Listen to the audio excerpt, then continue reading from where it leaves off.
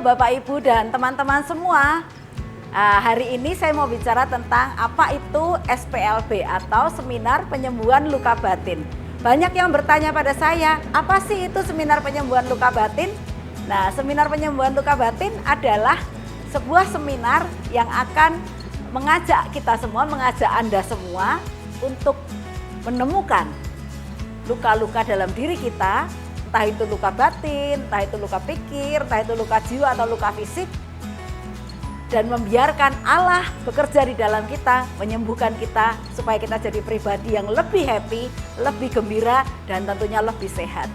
Pribadi yang lebih sehat itu tentu juga sangat baik untuk lingkungan di sekitar kita, untuk keluarga kita terutama. Nah, kalau kita ikut penyembuhan luka batin, apa sih yang kita dapatkan? Tentu saja yang pertama, Anda akan diajari, dibimbing untuk mendiagnosa luka Anda sendiri. Anda akan dikasih tahu dulu luka itu ada apa saja ya, dan penyebabnya apa. Nah, lalu kemudian Anda akan diajari juga untuk mendiagnosa diri sendiri. Jadi supaya juga Anda tahu, melihat sendiri, memeriksa sendiri ada luka apa di dalam diri saya. Nah, setelah itu nanti Anda akan diajak berproses melalui berbagai sesi yang akan membawa Anda pada pengalaman bersama Tuhan dan membiarkan Tuhan menyembuhkan luka-luka yang Anda alami. Nah, sebentar lagi saya akan mengajak seorang teman saya ke sini ya. Beliau adalah narasumber untuk seminar penyembuhan luka batin, dan beliau itu sudah mengalami pemulihan yang luar biasa dari penyembuhan luka batin. Ya, sekarang saya undang teman saya untuk hadir di sini dan ngobrol sedikit apa yang beliau rasakan, apa yang beliau dapat di seminar penyembuhan luka batin. Halo Pak Budi, terima kasih ya sudah hadir di sini bersama kami. Boleh cerita sedikit Pak, pertama kali ikut penyembuhan luka batinnya kapan itu ya? Oh iya, saya ikut penyembuhan SPLB itu tahun 2015 itu di Jogja. Kebetulan saya punya luka batin itu sama mertua saya. Mertua saya itu ya boleh dikatakan saya luka batin sama mertua saya. Pikir saya setelah mengikuti SPLB itu sudah selesai, saya sudah tidak ada luka batin lagi kan gitu. Jadi saya mulai aktif berkegiatan di sebuah komunitas yang kira-kira ikut melayani SPLB juga. Nah, suatu saat saya sama ibu kalau nggak salah itu kami itu rombongan satu mobil itu untuk ke Purworejo untuk melayani SPLB di sana. Ya, saya ingat ya, kita pergi ke Purworejo baru pelayanan di sana ya, seminar penyembuhan luka batin di Purworejo. Iya, betul. Nah, setelah itu saya sampailah ke Purworejo itu pas kita kalau mau melayani kan kita selalu berdoa dulu. Lah begitu berdoa, saya tuh tidak menyangka, pikir saya tidak akan bagaimana lagi, tetapi Tuhan menjamah saya itu pas ketika lagi berdoa itu saya melihat bahwa ternyata selama itu saya salah. Luka batin saya itu bukan di mertua saya, tetapi justru sama ayah kandung saya. Kenapa saya bisa mengatakan saya berluka batin sama ayah kandung saya itu? Karena dalam doa tersebut itu saya melihat bahwa saya dilihatkan oleh Sang Tuhan bahwa saya itu luka batinnya itu ketika lagi dalam kandungan orang tua saya. Dalam doa ya Pak? Kami lah dalam doa bersama. Sebelum melayani kan kita memang dibiasakan doa bersama.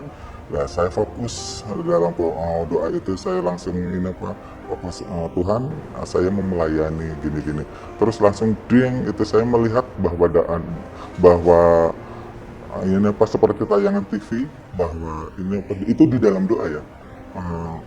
Semula melihat sebuah sekolahan SD, ada seorang bapak-bapak yang jualan es dan dia lagi bercandaria dengan seorang waria.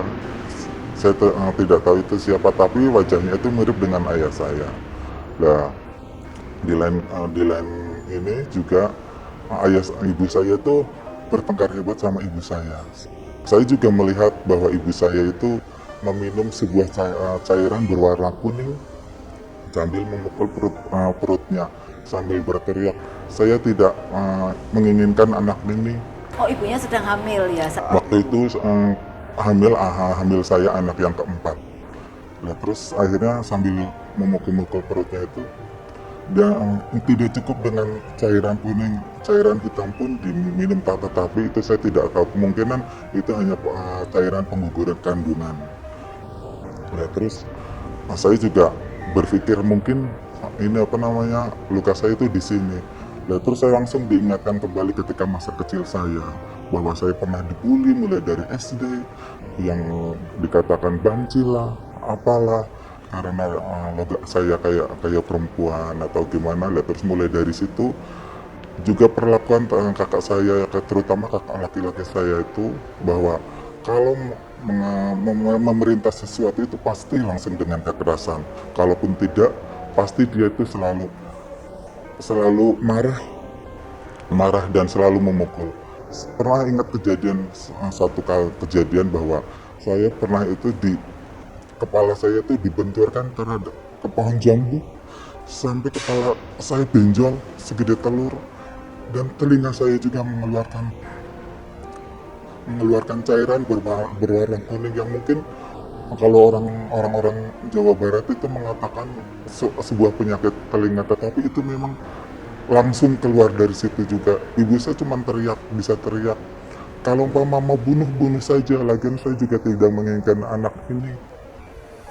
Saya baru sadar, ternyata segitunya aku tidak diharapkan sama orang tua saya. Saya juga berusaha, setelah tahu itu saya berusaha untuk bunuh diri dengan menabrakkan diri ke kereta, tetapi ada yang menyelamatkan. Lalu setelah Bapak dapat penglihatan itu, dalam doa melihat peristiwa itu, ya, Ibu mau menggugurkan kandungan, melihat Bapak tergoda dengan waria, bagaimana Bapak cross check peristiwa itu, bahwa itu benar atau tidak yang didapat pada saat itu, pada saat penyembuhan luka batin itu? Saya setelah mengalami penglihatan itu, saya juga bertanya dalam hati, betul apa tidak? Nah, terus saya cross check ke tante saya. Kebetulan kedua orang tua saya kan sudah meninggal, jadi mau nggak mau saya harus cari tentang kebenaran itu. Saya cari ke tante saya, yaitu adiknya ayah saya. Nah, terus saya tanya sama tante saya, tante, apakah dulu saya itu kelahirannya tidak diinginkan? Tante, apakah dulu ayah pernah tergoda sama seseorang? Apakah saya juga dulu ibu pernah mencoba menggugurkan dengan minuman ramuan berwarna hitam dan kuning?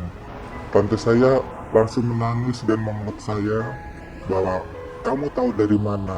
Padahal itu sudah terkubur 50 tahun yang lalu. Terus akhirnya tante saya tuh bertanya terus sambil menangis dan memeluk saya.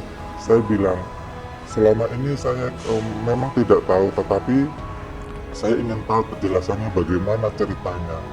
Tante saya mengatakan, apa yang kamu ceritakan itu benar 100% adanya. Tapi maafkanlah kakak saya, yaitu bapak ayahmu, ada gitu. Lalu kemudian Bapak pergi ke makam orang tua ya? Ya. Dan apa yang Bapak lakukan di sana? Kebetulan saya kan sudah tidak sekota dengan ayah dan ibu saya waktu itu. Nah, terus saya langsung pulang ke makam bapak ibu. Pak, Bu, saya memaafkan bapak ibu, walaupun peristiwa itu disembunyikan, tetapi karena saya saya melayani Tuhan, Tuhan menunjukkan kebenaran apa yang terjadi pada saya di masa lalu. Tetapi walaupun bagaimana, saya tetap menyayangi dan memaafkan bapak ibu gitu. Nah, setelah saya memaafkan kedua orang tua saya dan kakak saya, kebetulan juga sudah meninggal juga, hati saya plong dan sudah tidak ada beban lagi. Puji Tuhan, apa yang tidak pernah terpikirkan sama kita ya Pak, bahwa dikira kita sudah sembuh, ternyata Tuhan masih mau bereskan sesuatu yang sangat besar. Terima kasih Pak Budi sudah bersedia hadir dan berbagi pengalaman yang saya tahu meskipun mungkin rasanya sulit untuk menceritakan kembali, tapi kiranya bisa jadi berkat buat banyak orang. Amin. Terima kasih sudah bersedia bersama kami ngobrol di sini. Nah, Bapak, Ibu, dan teman-teman semua, Anda sudah dengar tadi kesaksian dari teman kita, sharing dari teman kita, narasumber yang sangat luar biasa ya. Dan sesuatu yang sepertinya mustahil berjalan bersama Tuhan itu menjadi mungkin. Tidak ada yang mustahil. Bahkan luka yang sangat tersembunyi pun bisa tersembuhkan bersama Tuhan. Maka jangan ragu lagi, kalau ada seminar penyembuhan luka batin, mari ikut. Bukan untuk panitia, bukan untuk kepentingan panitia ataupun pengajar, tapi untuk kepentingan diri Anda sendiri, supaya Anda, hidup Anda, hari-hari Anda bisa lebih happy dan bisa tertawa, dan tidak ada lagi beban yang membuat kita menjadi pribadi yang tidak bahagia. Salam, Tuhan memberkati Anda semua.